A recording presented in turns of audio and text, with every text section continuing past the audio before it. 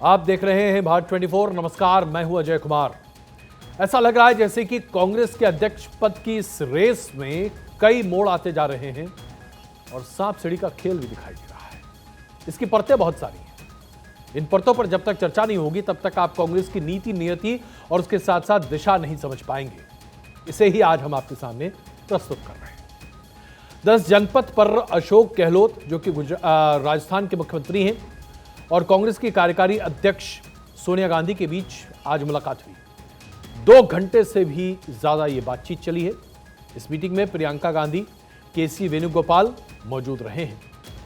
रात तक अशोक गहलोत मुंबई रवाना होने वाले हैं और कल केरल पहुंचेंगे, जहां वो राहुल गांधी से मुलाकात करेंगे। इस मुलाकात के बाद फिर वो व्यक्ति पर चर्चा होने दिखाई देगी कि क्या एक पद पर एक व्यक्ति होना चाहिए, क्योंकि अभी तक कांग्रेस की स्थिति यही है। कांग्रेस इस नीति का पालन करती आई है। इस मुलाकात के 2 बड़े संकेत निकलेंगे। पहला ये समझ में आएगा कि अध्यक्ष पद पर क्या आप मुख्यमंत्री अशोक गहलोत को आने वाले दिनों में देख पाएंगे। क्या वो कॉन्टेस्ट होगा अशोक गहलोत और उसके साथ साथ शशि थरूर के बीच में। इसका दूसरा पहलू यह निकल कर आएगा कि अगर अध्यक्ष पद पर होंगे तो क्या अशोक गहलोत अपने दिल की आवाज को सुनकर 2023-24 का राजस्थान का बजट प्रस्तुत कर पाएंगे, क्योंकि यह तभी संभव हो सकता है जब या तो वो अध्यक्ष पद छोड़ दें या मुख्यमंत्री पद पर ही आसीन रहे। इस बीच इस बात का भी फैसला होना बाकी है कि सचिन पायलट का क्या होगा। सचिन पायलट एक व्यक्ति एक पद के मसले पर लगातार अपनी मुखर आवाज सामने रख रहे हैं। कोची पहुंच गए थे, राहुल गांधी से उन्होंने मुलाकात की, बातचीत की और उदयपुर के चिंतन शिविर की जो बातें थी उसके मुख्य बिंदु को याद भी दिलाया कि राहुल गांधी जी, याद रखिए, हमने तय किया था कि हमारी पार्टी में एक पद पर एक ही व्यक्ति होगा, एक व्यक्ति 2 पद पर नहीं रह सकता। तो कांग्रेस की दिशा और ध्रुवी कैसे तय होगी, यह अगले 24-48 घंटे में आपके सामने आ जाएगा। लेकिन इससे महत्वपूर्ण मुद्दा यह है कि कांग्रेस का अगला बॉस कौन होने जा रहा है। कौन है जो कांग्रेस की नैया खेलने के लिए आगे बढ़ रहा है, कौन है पतवार। कल यानी कि 22 सितंबर को नोटिफिकेशन जारी हो जाएगा कांग्रेस के अध्यक्ष पद के चुनाव के लिए। उसके पहले ये तस्वीरें अभी आपके सामने हैं, जो आप देखिए। इन 3 तस्वीरों के आधार पर हम आपको पूरी मुकम्मल तस्वीर दिखाएंगे। राहुल गांधी फिलहाल भारत जोड़ो यात्रा पर निकले हुए हैं। कोची में राहुल गांधी और सचिन पायलट के बीच में मुलाकात होती है, जो कि राहुल गांधी के साथ पैदल चल भी रहे हैं। राजस्थान के मुख्यमंत्री अशोक गहलोत, जो कि सोनिया गांधी से मुलाकात करने के लिए दिल्ली में पहुंचते हैं। आधे घंटे की मुलाकात का वक्त था, मुलाकात का वक्त 2 घंटे में बदल जाता है और उसमें अन्य लोग भी शामिल हो जाते हैं, वेणुगोपाल और प्रियंका गांधी भी। इसके पहले संकेत ये आ रहे थे कि अशोक गहलोत को लगभग मान ही लिया गया है कि साहब आप कांग्रेस के अगले अध्यक्ष होंगे, क्योंकि राहुल गांधी ने अध्यक्ष पद के प्रति अपने कोई भी लालसा सामने नहीं रखी। तो दिल्ली हो, कोची हो, राहुल गांधी की बातें हो, हर तरफ से एक प्रेशर है और प्रेशर यह है कि राहुल गांधी को किसी तरीके से समझा लिया जाए। यहां तक कि अशोक गहलोत, जो कि राजस्थान के मुख्यमंत्री हैं, जिनके बहुत प्रबल दावे हैं और इसके साथ साथ बहुत ऐसी संभावनाएं हैं कि वो कांग्रेस के अध्यक्ष पद पर आसीन हो सकते हैं, उनका भी कहना है कि वो दिल्ली आए हैं, सोनिया गांधी से मुलाकात करेंगे, सब कुछ करेंगे, लेकिन अध्यक्ष पद के तौर पर देश में कांग्रेस के अध्यक्ष पद के तौर पर सिर्फ एक चेहरा होना चाहिए और वो है राहुल गांधी। अभी जो मौजूदा स्थिति है उसमें अध्यक्ष पद के चुनाव के लिए कांग्रेस के पास 3 विकल्प बताए जा रहे हैं। 3 नाम हैं जो इस वक्त सुर्खियां बटोर रहे हैं। शशि थरूर, जो कि G23 का प्रतिनिधित्व कर रहे हैं, वो अपना नामांकन दाखिल करने वाले हैं, इसकी बात तय मानी जा रही है। अशोक गहलोत चुनाव लड़ेंगे, क्योंकि पार्टी की तरफ से बड़ी एक जन आबादी है जो ये मानती है कि अशोक गहलोत को चुनाव लड़ना चाहिए। राहुल गांधी को लेकर अभी संशय बना हुआ है, क्योंकि राहुल गांधी ने कहा कि जब मैं नॉमिनेशन फाइल करूंगा तो आपको पता चल जाएगा। लेकिन उसके ठीक पहले 11 राज्यों की कांग्रेस इकाई ने लिखित तौर पर यह कहा है कि राहुल गांधी को ही कांग्रेस के अध्यक्ष पद पर होना चाहिए। 11 राज्य की कांग्रेस इकाई ये चाहती है, लिखित मामला सामने। अब इससे पहले शशि थरूर सोनिया गांधी से मिलने पहुंचे थे। यह खबर भी भारत 24 ने सबसे पहले आपके सामने रखी थी। इस मुलाकात के बाद चुनाव पर एक आम सहमति बनी, लेकिन कांग्रेस अध्यक्ष के लिए चुनाव में प्रबल आसार किसके दिख रहे हैं, इसके बारे में कुछ सोचने की आवश्यकता है। यह पूरा जो मामला है ये आपको समझना आवश्यक है कि आखिरकार ये कांग्रेस के अध्यक्ष पद की चुनाव की बात कैसे कैसे आगे बढ़ती चली गई। जरा टाइमलाइन आपके सामने रख देते हैं ताकि आप पूरे कॉन्टेक्स्ट को समझ सकें। 22 सितंबर को नोटिफिकेशन जारी होना है, नोटिफिकेशन कल जारी हो जाएगा। 24 तारीख से 30 सितंबर के बीच में नामांकन होने, जिसको अपना पर्चा दाखिल करना है वो दाखिल करेगा। 1 अक्टूबर को नामांकन की जांच होगी और तय पाया जाएगा कि उपयुक्त उम्मीदवार सही है या नहीं। 8 अक्टूबर को नामांकन वापस लेने की तिथि है। एक से ज्यादा उम्मीदवार होंगे तो नामांकन वापस लिए जा सकते हैं। अगर एक भी उम्मीदवार नहीं होगा तो फिर क्या स्थिति है? एक से ज्यादा उम्मीदवार हुए तो चुनाव होगा। अगर एक ही उम्मीदवार रहा तो 8 अक्टूबर को कांग्रेस को उनका नया अध्यक्ष मिल जाएगा, जो परिपाटी अभी तक होती चली आ रही है कई सालों से। 17 अक्टूबर को वोटिंग का प्रावधान रखा गया है अगर 2 या 2 से ज्यादा उम्मीदवार अपनी उम्मीदवारी को लेकर सामने हैं। और 19 अक्टूबर को वोटों की गिनती होगी। 19 अक्टूबर शाम होते होते या दोपहर होते होते फैसला आ जाएगा और 19 अक्टूबर को हर हाल में कांग्रेस को अपना नया अध्यक्ष मिल जाएगा। यानी कि कांग्रेस की टाइमलाइन के हिसाब से अध्यक्ष पद के लिए 2 महत्वपूर्ण दिन हैं, 8 अक्टूबर और 19 अक्टूबर। अब आइए जरा राहुल गांधी की चर्चा कर लेते हैं। इसमें तो कोई शक ही नहीं है कि गांधी परिवार के बिना कांग्रेस के कई ऐसे राज्य इकाई हैं जो अपने आप को यतीम महसूस करते हैं। तो राहुल गांधी को अध्यक्ष बनाने के लिए घेराबंदी शुरू हो गई है, लामबंदी शुरू है। राहुल गांधी को मनाने के लिए पार्टी के तमाम नेता जोर लगा रहे हैं और 11 राज्यों की कांग्रेस कमेटी ने लिखित तौर पर राहुल गांधी के अध्यक्ष पद के लिए अपनी तरफ से प्रस्ताव पारित कर दिया है। कौन कौन से वो राज्य हैं देख लीजिए। राजस्थान है, पंजाब है, बिहार है, बंगाल है, मेघालय है, छत्तीसगढ़ है, गुजरात है, झारखंड है, महाराष्ट्र है, केरल है, तमिलनाडु है। ये तमाम राज्य, जम्मू कश्मीर, ये पूरा एक तरह से आप देखिए तो हिंदुस्तान का एक बड़ा हिस्सा राहुल गांधी के समर्थन में खड़ा है कि भाई एक ही व्यक्ति होना चाहिए अध्यक्ष पद पर, राहुल गांधी। तस्वीर आपके सामने। ये वो कांग्रेस राज्य कमेटियां हैं जहां पर राहुल गांधी को लेकर पूरी तरह से स्पष्टता है, इनके अलावा और कोई स्वीकार्य नहीं है। I think majority state Congress units have said that Rahulji should become Congress president and file his nomination, but ultimate decision is his whether he will contest or not. But people, workers have, including Rajasthan, we've all said what we had to say in terms of having Rahulji as president. But whether he will contest, I can't say. That's his decision. Irrespective of whatever happens, Congress party will have a new president on October 17th when voting takes place if there's more than one contestant. But the internal process itself will give strength to the workers, and it's a fair, transparent process which no other political party in India has ever had. तो process बहुत transparent है, यानी कि पूरी चुनावी प्रक्रिया बहुत transparent है। लेकिन इस ट्रांसपेरेंट प्रक्रिया में जो महत्वपूर्ण बात नोट करने की है वो ये है कि 11 राज्यों की कांग्रेस इकाई ने पहले से लिख कर दे दिया है कि उनको सिर्फ राहुल गांधी कांग्रेस अध्यक्ष के तौर पर चाहिए। तो बाकी बचे राज्यों के पास कितना विकल्प बचता है आप खुद ही समझ जाइए। अगले महीने देश की सबसे पुरानी पार्टी का अध्यक्ष चुना जाना है। 2 दशक से ज्यादा समय के बाद अध्यक्ष पद की कमान गांधी परिवार के अलावा किसी और के हाथ में जा सकती है, ऐसी संभावनाएं बन सकती हैं। राहुल गांधी ने अपनी तरफ से स्पष्ट कर दिया है वो अध्यक्ष पद के दौड़ में रहना ही नहीं चाहते हैं।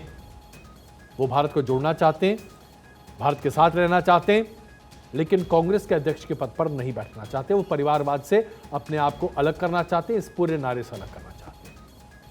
राहुल गांधी ने 23 सितंबर को भारत जोड़ो यात्रा शुरू की और वो ब्रेक कर दिल्ली भी आए। अपने आएंगे, वो उस वक्त पहुंचेंगे 23 तारीख को, क्योंकि 24 तारीख से नामांकन शुरू होना है। सोनिया गांधी जो कि उनकी मां है, उनसे मुलाकात भी होगी और राहुल गांधी और सोनिया गांधी के बीच इस बारे में चर्चा होगी। ऐसा बताया जा रहा है कि 24 तारीख को राहुल गांधी नामांकन भरेंगे कि नहीं भरेंगे। तो 24 तारीख को यह स्पष्ट हो पाएगा, 24 तारीख से लेकर 30 तारीख के बीच में, कि राहुल गांधी अपना नामांकन करते हैं कि नहीं करते हैं। अगर राहुल गांधी नामांकन कर देते हैं तो फिर तो बात ही खत्म हो जाएगी। 11 राज्यों की कांग्रेस कमेटी पहले ही राहुल गांधी के पक्ष में अपनी बात सामने रख चुकी है। राहुल गांधी के मैदान में आने के साथ ही अध्यक्ष पद की दौड़ खत्म। तो इस पर उसके बाद चर्चा करने की आवश्यकता ही नहीं होगी। भारत जोड़ो यात्रा के दौरान 9 सितंबर को तमिलनाडु में प्रेस कॉन्फ्रेंस के दौरान राहुल गांधी ने कहा था कि वे चुनाव लड़ेंगे या नहीं लड़ेंगे, इस पर वो बाद में बात करेंगे। उन्होंने जो कहा था अब आपको बताता हूं। उन्होंने कहा कि मैंने इस पर फैसला कर लिया है, मेरा मन स्पष्ट है, मुझे कोई भ्रम नहीं है। अगर मैं चुनाव नहीं लड़ा तो आपको उसकी वजह बता दूंगा। तो उन्होंने उस वक्त क्लियर नहीं किया था कि चुनाव लड़ेंगे कि नहीं लड़ेंगे। मन बना चुके हैं, खुलासा 24 तारीख के बाद करेंगे। कोची से लेकर दिल्ली तक कांग्रेस की मुलाकातों का दौर चल रहा है, यहां कहीं कोई कमी नहीं। और खबर आ रही है कि महासचिव जो संगठन है वेणुगोपाल साहब, वो भारत जोड़ो यात्रा को छोड़कर तत्काल दिल्ली पहुंचे, क्योंकि अशोक गहलोत के साथ कांग्रेस की कार्यकारी अध्यक्ष सोनिया गांधी की मुलाकात होनी थी। अशोक गहलोत ने इससे ठीक पहले राजस्थान में विधायक दल की बैठक बुलाई, विधायकों से बातचीत की, जिसका संकेत स्पष्ट है कि अशोक गहलोत नामांकन के लिए आगे बढ़ सकते हैं और प्रस्तावक के तौर पर उनके सामने बहुत सारे लोग भी होंगे। डी शिव कुमार ने भी सोनिया गांधी से मुलाकात की है। इसके साथ ही कांग्रेस के महासचिव मुकुल वासनिक ने भी कांग्रेस की कार्यकारी अध्यक्ष सोनिया गांधी से मुलाकात की है। इन मुलाकातों के बाद दो नाम सामने आए हैं जो कांग्रेस में रेस के लिए सामने हैं, जिनके लिए कांग्रेस के इलेक्टोरल बोर्ड के 9,000 सदस्य 17 अक्टूबर को वोटिंग कर सकते हैं। जो दो नाम हैं वो बड़े स्पष्ट है अभी तक, शशि थरूर और अशोक गहलोत। शशि थरूर को सोनिया गांधी चुनाव लड़ने की अनुमति दे चुकी हैं, अनुमति लेने के लिए पहुंचे थे। सोनिया गांधी ने थरूर को कहा था कि आपका कॉल है, आप जैसा ठीक समझे, उचित समझे वैसा आप करें। इसके बाद शशि थरूर ने अपनी चुनावी रणनीति बनाई और अपनी चुनावी रणनीति के साथ वो मैदान में उतर गए। ये जग जाहिर है कि शशि थरूर उस समूह का प्रतिनिधित्व कर रहे हैं जिसे हम G23 के नाम से जानते हैं। ये ग्रुप 23 कांग्रेस में रहते हुए भी कांग्रेस को सही रास्ते पर लाना चाहता है, कांग्रेस के में जो भटकाव आ चुका है उसे दूर करना चाहता है, सक्रिय भूमिका निभाना चाहता है। ये वो लोग हैं जो अपने आप को पार्टी का निंदक मानते हैं, लेकिन ये अपने आप को सकारात्मक मानते हैं। पीसीसी के डेलीगेट को शशि थरूर ने फोन किया, प्रस्तावक बनने की अपील कर रहे हैं शशि थरूर, और वो अपनी उम्मीदवारों के लिए 10 प्रस्तावक का इंतजाम कर रहे हैं, क्योंकि 10 प्रस्तावक कम से कम चाहिए, तभी शशि थरूर अपनी उम्मीदवारी प्रस्तुत कर पाएंगे। भारत 24 ने सबसे पहले ये पूरी जानकारी आपके सामने रखी थी। हमने आपको बताया था कि शशि थरूर ने मधुसूदन मिस्त्री से मुलाकात की है। मधुसूदन मिस्त्री कांग्रेस अध्यक्ष चुनाव के प्रभारी हैं। शशि थरूर को काफ़ी अहम जानकारियां चाहिए थी जो मिस्त्री से उन्होंने मांगी। उन्होंने कहा कि नामांकन भरने से पहले वोटर लिस्ट चाहिए, जिससे शशि थरूर अपने प्रस्तावकों को ढूंढ सकें। नामांकन, चुनावी प्रक्रिया और कैंपेन के नियम के बारे में भी शशि थरूर जानकारी एकत्रित करना चाहते थे। उन्होंने बताया कि प्रचार के नियम बड़े सख्त होते हैं और इसमें किसी तरह का प्रलोभन नहीं होना चाहिए। शशि थरूर ने इलेक्शन एजेंट जम्मू कश्मीर के वरिष्ठ नेता सैफुद्दीन सोज के बेटे सलमान सोज को बनाया है। एक वक्त हुआ करता था जब सलमान सोज बड़े पैमाने पर गांधी परिवार के समर्थक के तौर पर जाने जाते रहे, लेकिन हाल फिलहाल पिछले 2-3 सालों के बीच में जब से G23 प्रमुखता से अपनी बातों को सामने रख रहा है, उस वक्त से सैफुद्दीन सोज के बेटे सलमान लगातार अपने आप को G23 के ज्यादा करीब मानते हैं।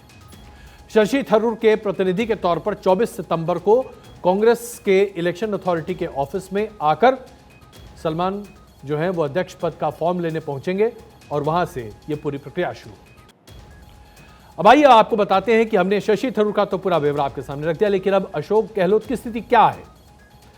भारत 24 के पास एक्सक्लूसिव जानकारी है कि अशोक गहलोत भी दिल्ली में सोनिया गांधी से मिलने के बाद 22 और 23 सितंबर को केरल में राहुल गांधी के साथ पदयात्रा में जुड़ेंगे, उनके साथ बातचीत करेंगे, औपचारिक तौर पर उन्हें एक बार फिर समझाएंगे। राहुल जी, पदयात्रा के साथ साथ आप पार्टी की कमान संभालिए। लेकिन अगर ऐसा नहीं होता है तो फिर आगे क्या होगा? फिर आगे यह होने जा रहा है कि अशोक गहलोत अध्यक्ष पद के उम्मीदवार के तौर पर रेस में सामने दिखाई देंगे। पार्टी की अंतरिम प्रमुख जो कि कार्यकारी अध्यक्ष सोनिया गांधी, उन्होंने साफ कह दिया है कि चुनाव में वो न्यूट्रल भूमिका निभाने जा रही है, यानी कि अशोक गहलोत और शशि थरूर के बीच में सोनिया गांधी का कोई प्रेफर्ड उम्मीदवार नहीं है।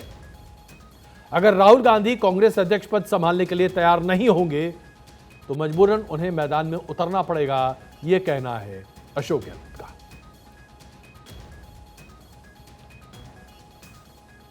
इसी बीच आइए, राहुल गांधी कुछ पत्रकारों से बातचीत कर रहे हैं, सीधे दिखाते हैं आपको क्या कह रहे हैं। Thousands and thousands of people and discuss their issues, their problems, their lives. ദിവസവും ഞാൻ ആയിരക്കണക്കിന് ആളുകളെ കാണുന്നു. അവരുടെ പ്രശ്നങ്ങളും പ്രയാസങ്ങളും പലരോടും ഞാൻ നേരിട്ട് ചോദിച്ച് മനസ്സിലാക്കുന്നുമുണ്ട്. It makes me very happy to walk the streets of Kerala, but it makes me sad to listen to what the people of Kerala have to say. എനിക്ക് കേരളത്തിന്റെ തെരുവുകളിലൂടെ നടക്കുമ്പോൾ വലിയ സന്തോഷമാണ്. എന്നാൽ അവരുടെ പ്രയാസങ്ങളും ബുദ്ധിമുട്ടുകളും കേൾക്കുമ്പോൾ എനിക്ക് സങ്കടമുണ്ടാകുന്നു. Every single youngster who I meet either does not have a job or is not happy with the job he has. तो भी राहुल गांधी अपनी पदयात्रा के दौरान लोगों को संबोधित भी कर रहे हैं। हमने आपको ये दिखाया ताकि कॉन्टेक्चुअली आप समझ सकें कि राहुल गांधी मेहनत तो बहुत करने की कोशिश कर रहे हैं, लेकिन क्या भारत जोड़ो यात्रा उनकी सफल हो रही है? ये तो पता चलेगा जब भारत जोड़ो यात्रा की कुछ निर्णायक चीज़ें बाहर निकले, केरल से वो बाहर निकले। उसके बाद मंगलवार को अशोक गहलोत ने विधायक दल की अपनी बैठक बुलाई, जो हमने आपको बताया। आज अशोक गहलोत दिल्ली पहुंचे और उसके बाद 23 सितंबर तक वो केरल में रहेंगे राहुल गांधी के साथ। अब ऐसे में दो बातें सामने आ सकती हैं जिसके बारे में कयास लगाए जा रहे हैं। राहुल गांधी को मनाने की कोशिश कर सकते हैं अशोक गहलोत, ताकि उनके कंसेंट के साथ साथ चीजें सामने आए। भारत 24 की जानकारी के आधार पर 24 सितंबर से जो नामांकन की प्रक्रिया शुरू होने जा रही है, उसमें 26 सितंबर को अशोक गहलोत अपना नामांकन दर्ज कर सकते हैं। 26 से लेकर 28 सितंबर के बीच अगर अशोक गहलोत की बातचीत सार्थक रहती है राहुल गांधी से नामांकन को लेकर, तो अपना नामांकन कर सकते हैं। ये जानकारी हम आपको दे रहे हैं। लेकिन कांग्रेस आला कमान को किस पर ज्यादा भरोसा है? अभी तक जो बात निकल कर आ रही है, जो हम आपको कह सकते हैं, हमारी जानकारी के आधार पर कांग्रेस आला कमान को अशोक गहलोत पसंद है। गांधी फैमिली के बहुत नजदीक माने जाते रहे हैं अशोक गहलोत। केंद्र और संगठन दोनों को मिलाकर अगर देखा जाए तो उनके पास 40 साल का कांग्रेस से जुड़ाव का अनुभव है। 3 बार राजस्थान के मुख्यमंत्री रह चुके हैं। और सबसे बड़ी बात यह है कि पार्टी को एक हिंदी बेल्ट का नेता मिलेगा, एक ऐसा नेता जो कि हिंदी राज्यों की जरूरतों को समझता है। और यह आवश्यक है क्योंकि तमाम उत्तर के राज्य, यहां से कांग्रेस का सुपड़ा साफ हो चुका है और कांग्रेस को यहां पर पुनर्जीवित करने की आवश्यकता है। ऐसे में शशि थरूर के पास क्या है तुरुप का इक्का? तो शशि थरूर दक्षिण भारत के नेता हैं। उनकी छवि अंतर्राष्ट्रीय है, दुनिया में लोग उनको जानते हैं। उनकी ओरेटरी स्किल्स के बारे में, और खास करके जो अंग्रेजी के शब्द लिखते हैं जिसको कि पढ़कर समझ पाना बहुत सारे लोगों के बस की नहीं है, उसके बारे में भी लोग जानते हैं। उनके बारे में जो कुछ नेगेटिव पॉइंट्स हैं, सबसे पहले तो ये कि उनका खुद का अपना दिमाग है और वो अपने हिसाब से चलते हैं, इसलिए कोई उन्हें ड्राइव नहीं कर सकता। राहुल गांधी और सोनिया गांधी से बहुत करीबी संबंध उनके नहीं हैं, लेकिन अच्छे संबंध हैं। आज के दिनों में, मौजूदा परिवेश में, वो G23 जो असंतुष्ट कांग्रेस के वरिष्ठ नेताओं का समूह है, उसके हिस्सा है। यानी कि कांग्रेस के होते हुए भी फिलहाल वो कांग्रेस के बाहर है। ऐसे में कांग्रेस की नैया निकाल पाएंगे, जरा से मुश्किल सी बात है। इसके साथ साथ उनके बोलने की भी एक क्षमता अलग सी है। कई बार बहुत कंट्रोवर्शियल बयान दे देते हैं, जिसका फायदा भारतीय जनता पार्टी बड़े अच्छे से उठा लेती है। बहुत सारे लोग तो ये भी मानते हैं कि कई बार उनकी बातों को लेकर भारतीय जनता पार्टी जिस तरीके से मैदान में अपने बल्ले को हाँकने लगती है, कहीं जानबूझकर शशि थरूर ऐसे मौके तो नहीं देते। तो देश की आजादी के बाद से कांग्रेस के 70 साल के इतिहास में अध्यक्ष पद पर अभी तक गांधी और नेहरू परिवार का जो वर्चस्व रहा है, वो इस बात से साबित होता है कि 40 साल तक कांग्रेस के अध्यक्ष के पद पर गांधी परिवार का व्यक्ति ही रहा है। पिछले साल जब चुनाव हुए थे 2000 में, पिछली बार जब चुनाव हुए थे 2000 में, तब सोनिया गांधी के खिलाफ जितेंद्र प्रसाद उम्मीदवार के तौर पर मौजूद थे और उस वक्त सोनिया गांधी ने जितेंद्र प्रसाद को 7,448 वोटों से हरा दिया था और जितेंद्र प्रसाद को चुनाव में मात्र 94 वोट मिले थे। इस चुनाव से पहले सीताराम केसरी को मतदान के जरिए जीत हासिल हुई थी। 1997 में सीताराम केसरी ने शरद पवार और राजेश पायलट को हराया था। इस दौरान सीताराम केसरी को 6,224 वोट मिले थे, जबकि शरद पवार को 882 और पायलट को 354 वोट मिले थे। सन 2000 के बाद से सोनिया गांधी और राहुल गांधी ने कभी भी कांग्रेस के भीतर चुनाव नहीं झेला है, और वो इसलिए क्योंकि उनके खिलाफ कोई खड़ा ही नहीं होता, निर्विरोध चुने जाते हैं। 2000 से लेकर आज तक यानी कि बीते 22 साल से निर्विरोध तरीके से चुने जा रहे हैं। तो यह बताता है कि कांग्रेस में अध्यक्ष पद की दौड़ को लेकर अंदर क्या चल रहा है। अभी तक जो भारत 24 की जानकारी है उसके आधार पर हम आपको यह कह सकते हैं कि सबसे प्रबल उम्मीदवार और कांग्रेस अध्यक्ष पद के दावेदार राजस्थान के मुख्यमंत्री चल रहे हैं अशोक गहलोत। यह तब है जब राहुल गांधी तय नहीं करते हैं कि वो अखाड़े में उतरेंगे। अगर वो उतर गए तो फिर तो कोई सवाल ही नहीं उठता। आप मान लीजिए जिस दिन वो उन्होंने अपनी उम्मीदवारी सामने रख दी, कांग्रेस के अध्यक्ष के पद पर सिर्फ एक व्यक्ति होगा और वो है राहुल गांधी। आइए बात करते हैं कैसे अर्थव्यवस्था के आधार पर हम लगातार आगे बढ़ रहे हैं। भारत को अगले साल यानी कि 2023 में दुनिया की 20 सबसे बड़ी अर्थव्यवस्थाओं के नेताओं के शिखर सम्मेलन को आयोजित करने का एक मौका मिल रहा है। G20 की हम बात कर रहे हैं और भारत उसकी मेजबानी करने जा रहा है पूरे एक साल तक। ऐसे में बड़ा आयोजन होने जा रहा है पूरे देश भर में। 2022 में 15 नवंबर से इंडोनेशिया के बाली में G20 सम्मेलन होने वाला है। इसमें भारत को अगले साल यानी कि 2022-23 के लिए अध्यक्षता की जिम्मेदारी सौंपी जानी है। G20 के आगामी शिखर सम्मेलन के अलावा बैठकों और सांस्कृतिक कार्यक्रमों का आयोजन भी हिंदुस्तान में होने वाला है, जिसकी संभावित जगहों की सूची तैयार की जा रही है। हम आपको बताना चाहते हैं कि ऐसे कौन कौन से शहर हैं जहां पर G20 के सम्मेलनों का आयोजन होगा। दिल्ली, कश्मीर, सिलीगुड़ी, कच्छ का रण, गोवा, ये तो कुछ एक जगह हैं जहां पहले से तय हो रही बातें। हम आपको ये बता दें कि 2023 में जब देश में G20 की मेजबानी होगी तो 12 महीनों में 215 बैठकें होंगी हिंदुस्तान में, जिनमें से ज्यादातर राज्यों में बैठक होंगी और ये बैठकें 55 जगहों पर राज्यों में होंगी। अधिकांश बैठक दिल्ली में नहीं होंगी। ये बैठकें अगले साल की 1 जनवरी से 10 सितंबर 2023 के बीच में होगा। सिर्फ कश्मीर नहीं बल्कि महाराष्ट्र की अजंता की गुफाएं, कर्नाटक में हम्पी और तमिलनाडु के महाबलीपुरम जैसे यूनेस्को के विश्व धरोहरों को सम्मिलित करते हुए सांस्कृतिक और ऐतिहासिक विरासत के स्थलों को भी चुना जाएगा और इन जगहों पर बैठकें की जाएंगी। G20 के शिखर सम्मेलन की मेजबानी के लिए कुछ संभावित स्थानों में कश्मीर भी शामिल है और राजनयिकों को कश्मीर बड़ा पसंद आता है, क्योंकि G20 के कुछ देश ऐसे भी हैं जिनकी राय में धारा 370 के निरस्त होने के बाद से, निष्क्रिय होने के बाद से केंद्र शासित प्रदेश जो बना है जम्मू कश्मीर, उसके नज़ारे अलग होंगे और वो जम्मू कश्मीर का नज़ारा देखना चाहते हैं।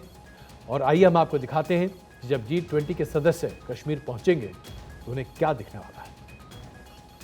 G20 समिट के लिए जम्मू कश्मीर में तैयारियां जोरों पर है।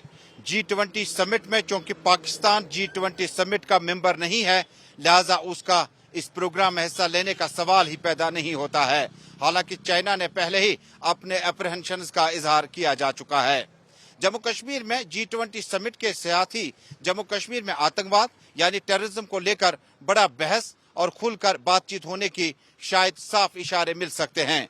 जम्मू कश्मीर में टेररिज्म के साथ साथ बाकी मामलात पर भी G20 समिट के लिए 2019 के बाद 5 अगस्त के बाद जो खुसूसी दफा या आर्टिकल 370 हटा दिया गया, उसके बाद जम्मू कश्मीर में इस आर्टिकल के हटने के बाद G20 समिट की बहुत ज्यादा अहमियत बढ़ चुकी है। हालांकि वो ममालिक जो जम्मू कश्मीर के साथ साथ दुनिया भर के हालात पर अपना तजिया दे चुका है, अपनी बात रख चुका है। नई दिल्ली में G20 समिट से पहले कश्मीर घाटी के बारे में भी सोचा जा सकता था, शायद G20 का समिट कश्मीर घाटी में हो। इमरान तारिक के साथ तजम्मुल इस्लाम, भारत 24, श्रीनगर, कश्मीर। कश्मीर को लेकर भारत कितनी संजीदगी से पूरी दुनिया का मुकाबला और सामना करना चाहता है, G20 समिट में यही बात सामने आएगी। तो इस इवेंट में कौन कौन से देश हैं जिनको हम आमंत्रित करने जा रहे हैं, ये जानना आपके लिए बड़ा आवश्यक है, क्योंकि ये देश की 20 अर्थव्यवस्थाएं होंगी जो हमारे लिए बड़े महत्वपूर्ण हैं। बांग्लादेश, मिस्र, Mauritius, Netherland, Nigeria, Oman, Singapore, Spain, UAE।